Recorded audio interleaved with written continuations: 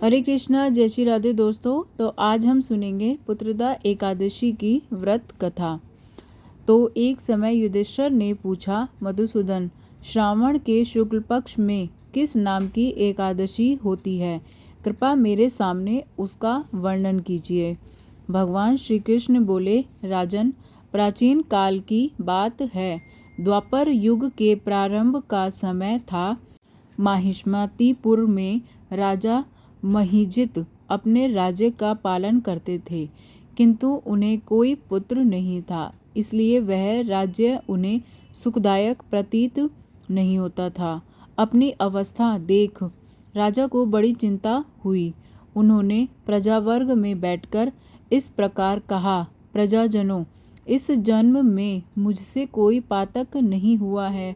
मैंने अपने खजाने में अन्याय से कमाया हुआ धन नहीं जमा किया है।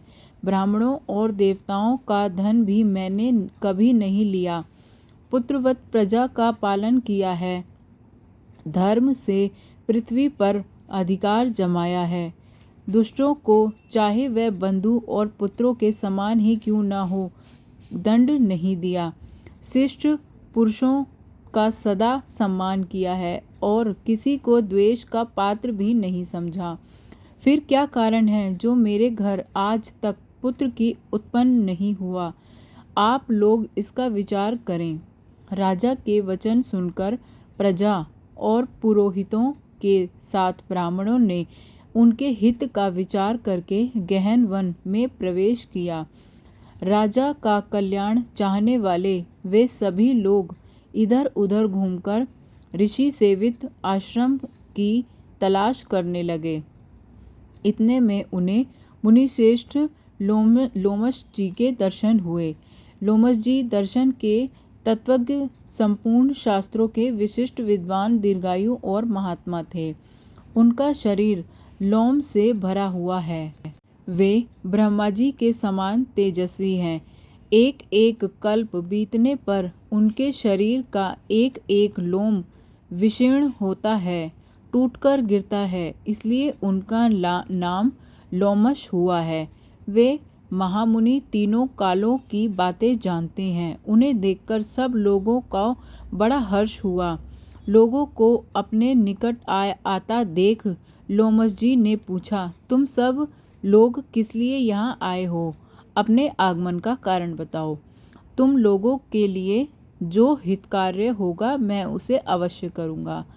प्रजाजनों ने कहा, ब्राह्मण, इस समय महिजीवित नाम वाले जो राजा हैं, उन्हें कोई पुत्र नहीं है। हम लोग उन्हीं की प्रजा हैं, जिनका उन्होंने पुत्र की भांति पालन किया है।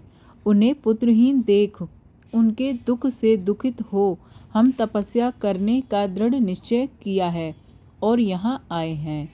द्विजोतम राजा के भाग्य से इस समय हमें आपका दर्शन मिल गया है। महापुरुषों के दर्शन से ही मनुष्यों के सब कार्य सिद्ध हो जाते हैं। मुने, अब हमें उस उपाय का उपदेश कीजिए जिससे राजा को पुत्र की प्राप्ति हो। उनकी बात सुनकर महर्षि लोमश 2 घड़ी के लिए ध्यानमग्न हो गए। तत्पश्चात राजा के प्राचीन जन्म का वृतांत जानकर उन्होंने कहा, प्रजावंद सुनो, राजा महिजित पूर्व जन्म में मनुष्यों को चूसने वाला धनहीन वैश्य था। वह वैश्य गांव-गांव घूमकर व्यापार किया करता था। एक दिन ज्येष्ठ के शुक्ल पक्ष में 10वीं तिथि थी। जब दोपहर का सूर्य तप रहा था, वह किसी गांव की सीमा में एक जलाशय पर पहुंचा। पानी से भरी हुई बावली देखकर वैश्य ने वहां जल पीने का विचार किया। इतने में वहां अपने बछड़े के साथ एक गौ भी आ पहुंची। वह प्यास से व्याकुल और ताप से पीड़ित थी, अतः बावली में जाकर जल पीने लगी। वैश्य ने पानी पीती हुई गाय को हाँककर दूर हटा दिया और स्वयं पानी पीने लगा। उसी पाप कर्म के कारण राजा इस समय पुत्रहीन हुए हैं। किसी जन्म के पुण्य से उन्हें निष्कष्ट राज्य की प्राप्ति हुई है। प्रजनों ने कहा, मुने, पुराणों में उल्लेख है कि प्रायश्चित पुण्य से पाप नष्ट हो जाते हैं, अतः ऐसे पुण्य कर्म का उपदेश कीजिए जिससे उस पाप का नाश हो जाए। लोमश जी बोले, प्रजाजनों, श्रावण मास के शुक्ल पक्ष में जो एकादशी होती है वह पुत्रदा नाम की एकादशी है।